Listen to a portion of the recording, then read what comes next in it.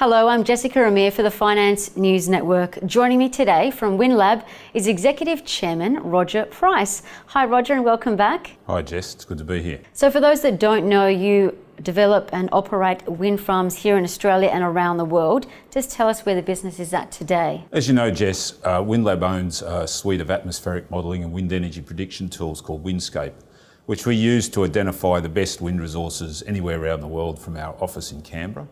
We've done that to build a large diversified portfolio spanning the US, Australia and Southern Africa. We've completed over 1,000 megawatts of capacity, but we've got a further 7,500 megawatts, some 50 plus projects in a development portfolio. We listed the company last year in August on the ASX, principally to raise money to fund the construction of Kennedy Energy Park, an industry first wind, solar and battery storage hybrid.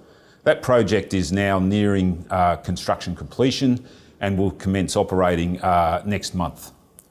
We, however, haven't rested on our laurels. During the year, we've continued to work hard on building and maturing our portfolio. We've added some 700 megawatts of additional capacity, both in Australia and South Africa.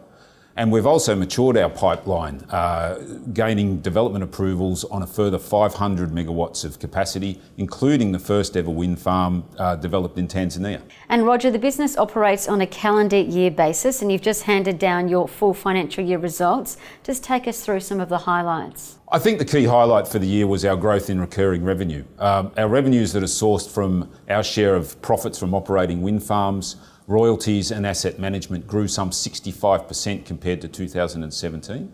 This is an important metric for our business. It's strategically important because we're seeking to rebalance revenues that we make from recurring revenue versus development profits. Now the latter are very large and exciting, but they're often quite difficult to predict in terms of timing.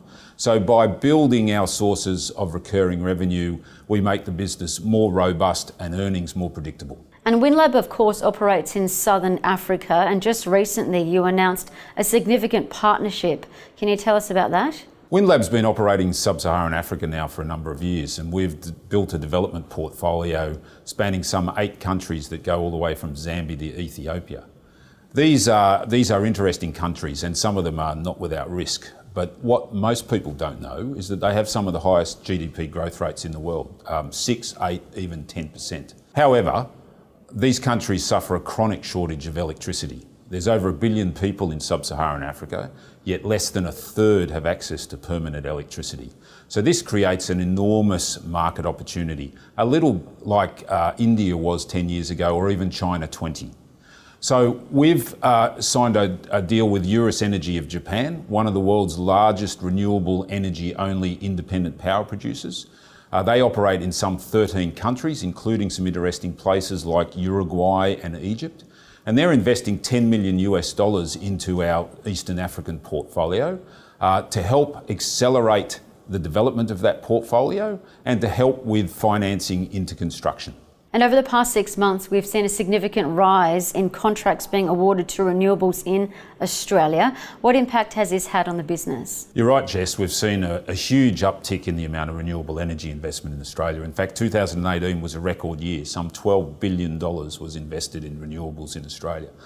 But the price equation is an interesting one. It's not actually the amount of new renewables that's having a downward impact on price. It's actually the renewables are now becoming so cheap that it's creating a market dynamic where investment in this technology happens regardless of the fact that we do not have long-term, sensible, stable energy policy from the federal government. And the market is saying that we want renewables not just because they're clean, but because they're the cheapest way of generating electricity. We're seeing this dynamic happen all around the world. And what it means for Windlab, it's an enormous growing market.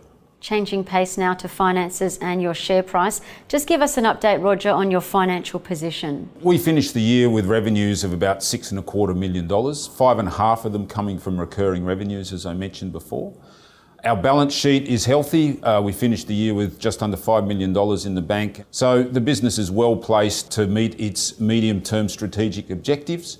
And as Kennedy Energy Park starts to operate later in this year, the business will move to a position where it's effectively cash flow neutral, exclusive of the development profits we expect. And what can you tell us about your share price? Well, that's always an interesting topic. Our view is that the company remains undervalued. And I think there's a number of reasons why that's a justified statement. But perhaps a contemporary one is the investment that Eurus Energy is making in our African portfolio.